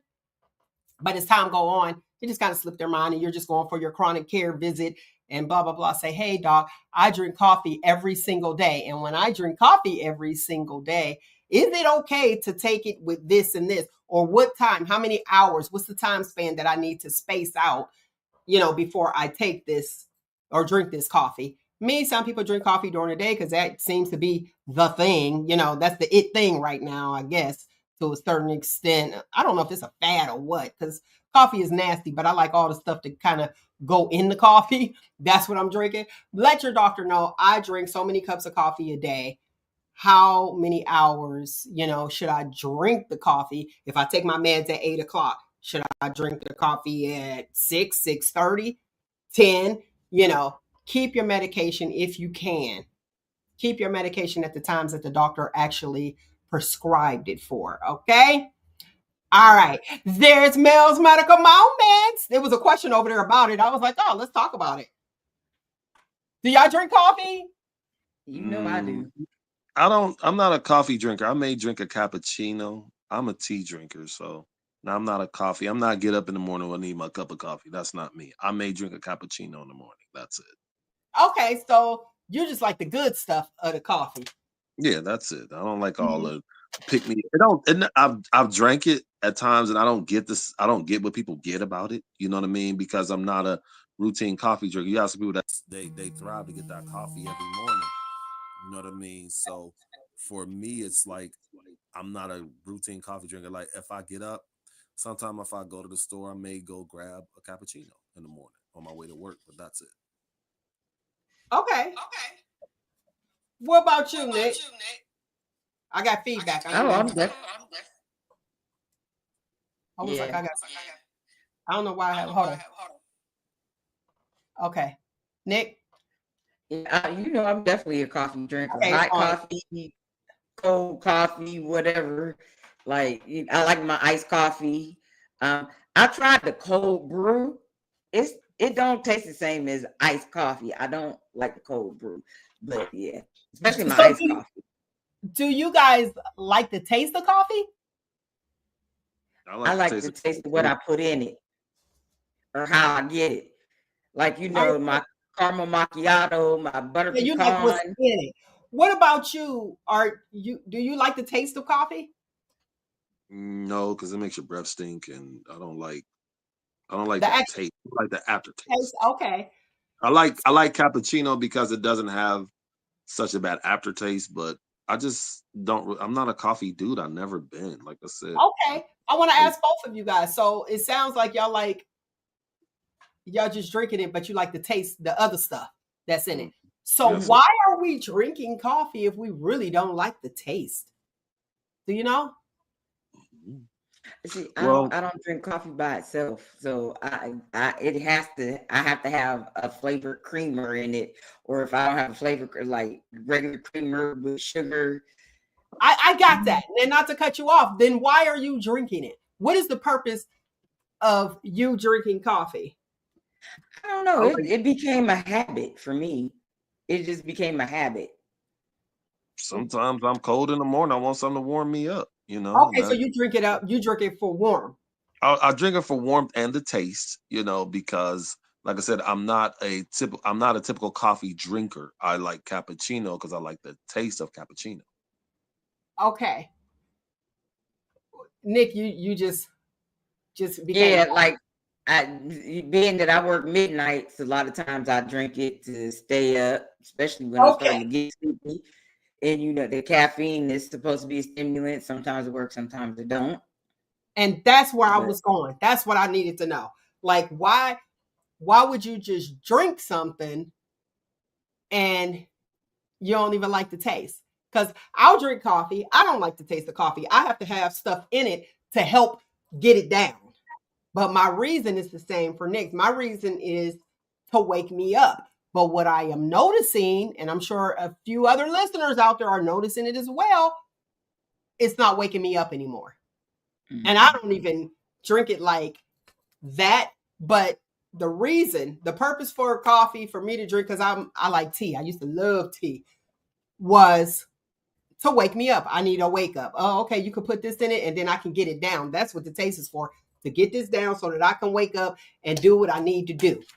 Mm-hmm. But I'm not able to do what I need to do because it seems like the coffee is not coffeeing no more. Mm-hmm. It's like espresso shot. But the espresso shot makes it because that's a real, but it makes it nasty. Some people love, espresso. I hear you with the espresso, but here the base question. The underlining question is, if you don't like coffee, so you don't drink coffee, and then it used to wake you up, now it doesn't. And you said, well, you got to add an espresso shot, which is true. But here's the thing. How did it get all the way up here where that's not working anymore? And you're not taking it in every day. So you hadn't gotten used to it. It's being diluted. That's my thoughts. It's being diluted. And you said it became a habit. You know what? Caffeine, usually people who smoke cigarettes, they drink coffee. The caffeine, it's all addictive. So we got to be careful what we're ingesting and putting in our bodies. And too much of anything is not good for you. So I think that we need to do a cleansing. Y'all in on it? Would y'all do it? With the colonic? No, a cleansing with coffee. Just a regular cleansing. Like no caffeine. Are you able to do a no caffeine for a week? Mm-hmm. I really don't do caffeine like that. You don't do caffeine like caffeinated tea or anything like your Pepsi? Do you drink Pepsi or Coke or anything? No, I'm a Dr. Pepper squirt. Don't say Mountain Dew. No, I don't like Mountain Dew. I can't. Mountain Dew used to keep you woke. Yeah, I don't like the taste of it. It tastes terrible to me. Okay. I don't like Mountain Dew. I used to love it, but then I got sick drinking it all the time, so I had to let that go. Okay, well, he said he don't really drink it like that. I'd have to be in the mood to drink it. That's me. Okay, so y'all in for a no caffeine for a week? Okay. You in it on that? You in it? Okay. I guess. I mean, I don't do it every day, so for me, it's like you will be fine. But listen, caffeine is not just in coffee, so you got to watch everything. Yeah, true. Chocolate, no chocolate. Listen, the listeners, viewers, y'all want to take that challenge with me? No caffeine for a week. Yes, no chocolate, no none of that. Like they're gonna be out here shaking like crackheads. You don't even want to do that to them. We're like, what? Maybe I work this dinner. Oh my God, I don't know what I'm gonna do. You know, you don't want people like Wow. that. Yeah. That means you're gonna really have to get rest. Yeah. Everybody gonna be sleeping at 8. You like turn your phone off, do something in order to get good rest. I feel they would flip into something else. Like, you know, if they don't have the caffeine, they're gonna go to food or they're gonna go to something else to suffice for that particular fix, I guess you would call it. You know what I mean? So they you're like, what's those drinks called? Those Red Bull? Yeah, Red Bull, Monster, and all of those. You can't have none of that neither. None of that either. I don't That's drink hard. I don't drink none of that. I see the comments. Really? Look, the comments over there, they dry. The comments is dry right now. Ain't nobody want that challenge. And she ain't messing with my coffee in the morning. They ain't doing that. The comments is just as dry as they skin with that caffeine, depending on how much you take. If you listen closely, you'll hear crickets. They over there. Look, okay. Nate said, I got the sugars. There you go. He needed sugar. Mm-hmm. So funny. All right, Nick, you down? 1 week. I'll let you know. Yeah, 1 week. I can do it. No problem. You can do it? Okay. We're going to start right now. Water. So when you feel like you want it, just drink some water. Right. I hope y'all Can I finish this first though? Yeah. Yeah, drink that. Yeah, put that down because they ain't got no commercial time. That's it. Good They ain't pay for commercial time. All right, check this out. Meghan Markle and Prince Harry's, their representative, they went to Kris Jenner's birthday party. She turned 70. Their representative wants the Kardashians to delete all of their pictures of them.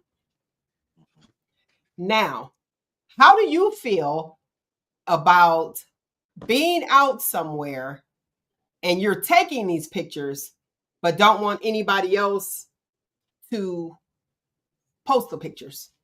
Then why be in them? Should have came to the party. Thank you. The party. And knew that there was going to be pictures taken because it's somebody of influence. Mm-hmm.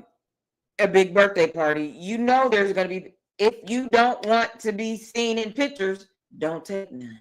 Just say no, thank you. We don't want to be in any pictures. But unfortunately, if you're at a party of that magnitude, there are paparazzis, there's cameras, there's a bunch of media all over that. So it's like that is really not fair to the person that invited you to the party because they invited you and they wanted you there. So you know it's going to be cameras everywhere. That's just like a Baldwin event. If you come to any Baldwin event, you better be prepared to get in some pictures. You better look your flies and be ready to smile your biggest. Be ready to smile. See, I'm with Nick. If you don't want your pictures out there posted, don't even pose. Right. Don't pose in the pic because somebody's gonna see this picture. Mm-hmm. That's how I feel even with social media. With social media, that's what they wanted off. To each his own, but I would be like, okay, well, I gotta watch that you're not in a picture, so I can't even enjoy my party. Don't come. Well, can I ask you this? Please don't. Can I ask you this? Because let me get an understanding. So did they talk to them before the party or did they talk to them? No, this is after. Because pictures bye. No. So, because proper protocol, if they have a certain protocol, they should have talked to whoever Kris Jenner's reps are, or they should have said, hey, listen, we don't really want to do pictures while we're there. So they should have talked to them ahead of time to let them know, listen, we don't want these pictures. We don't want to be any pictures. We just want to come chill and enjoy the party. I can respect we just want to come chill and enjoy the party because they are world-renowned celebrities. They're royalty. So I understand that, but in the same token, still you have to have a certain amount of protocol because if you got all these celebrities here and they invite you, they're gonna take pictures. Period. I'm with Nick. Don't pose because why do I gotta walk on eggshells? I wouldn't be able to enjoy my party because I'm like, oh, just you want everybody to enjoy themselves. But can you imagine how the attention would have been on them? Oh, please make sure y'all don't take pictures of them. What? Mhm. We somebody too. You know what I Right. mean? It's like, okay, I'm royalty as well.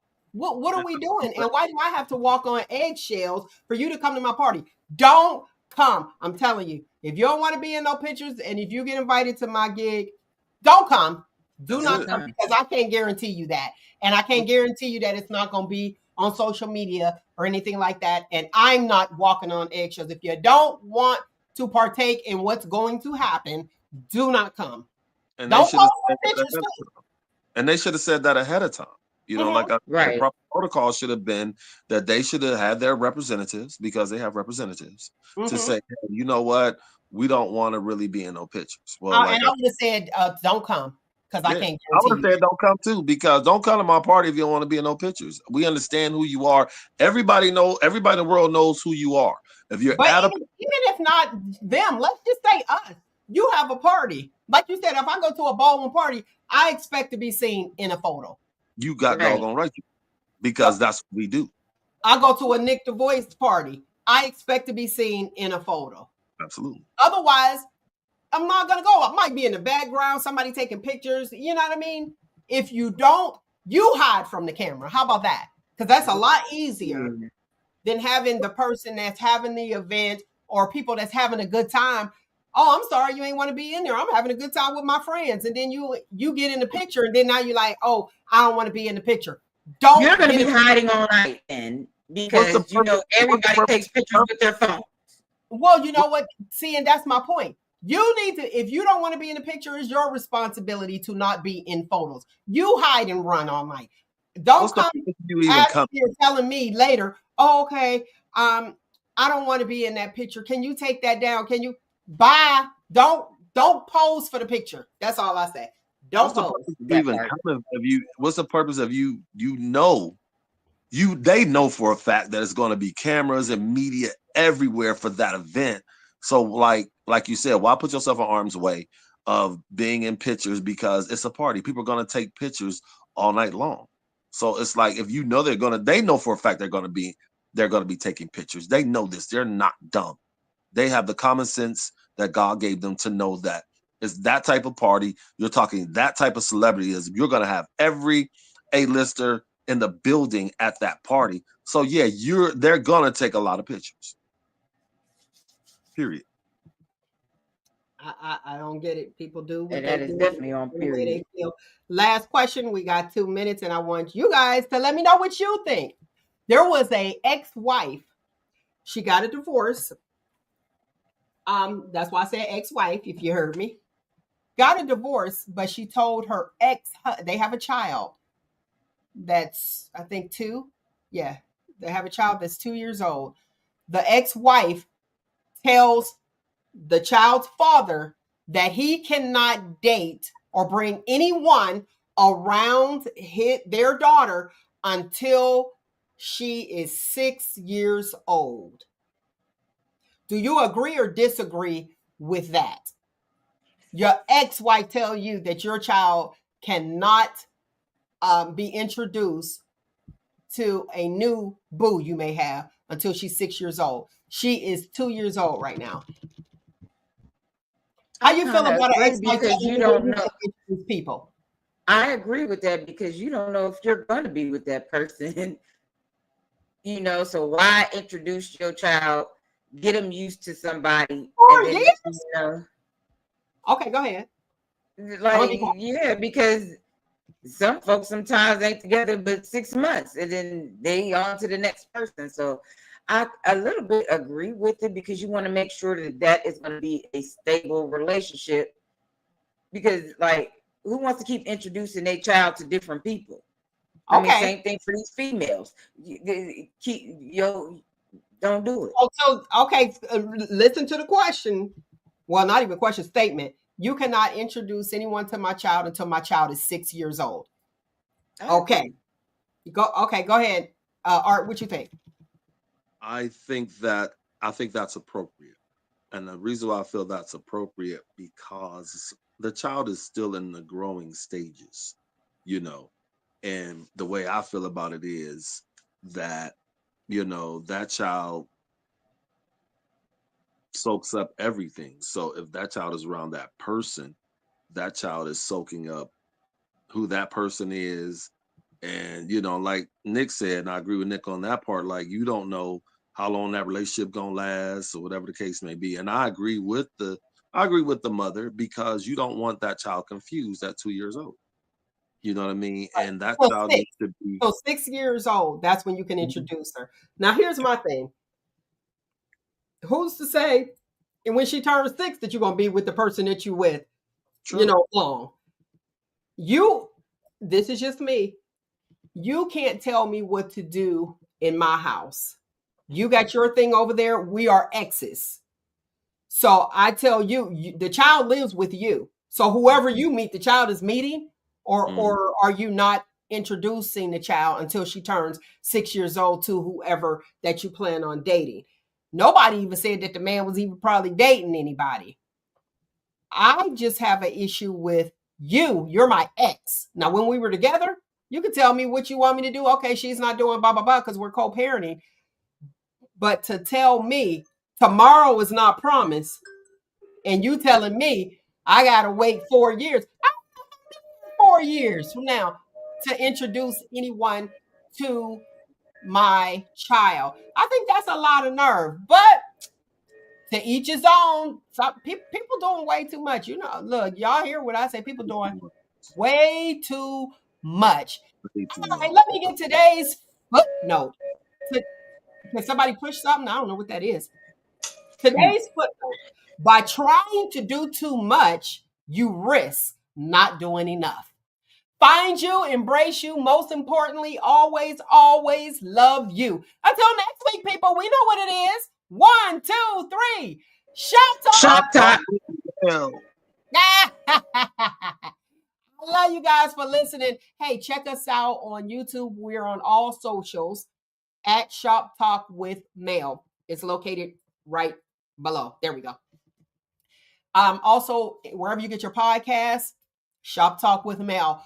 Be sure, please, please, please, be sure to check us out on YouTube. I'm trying to get everybody to go to YouTube because I know, like this social media thing is getting ready to be depleted. I'm telling you. So podcasters out there that are doing the video, remember radio, one thing about radio will always be here. Right. From the truckers down, it'll always be here. But with the visuals that you see now that a lot of people are doing, trust and believe it is getting ready to go to something else because it's such an influx. So if you go to YouTube and on here with Facebook, I think Instagram is, you can't really do too much, but TikTok is winning. Facebook, they have so many rules now that it's getting ready to be like, you can't even talk. What freedom of speech? You can't even talk. Right. One person is offended. Somebody is going to be offended. Just like the bullies. They always say, oh, okay, they're bullying me. And then the victim turns into the bully. So I can't be me because you're offended. Not okay. That's it, lovely people. That is my time. I thoroughly enjoyed you as I do each and every single Saturday. Find you, embrace you. Most importantly, always, always love you. Until next week, people. Shop Talk.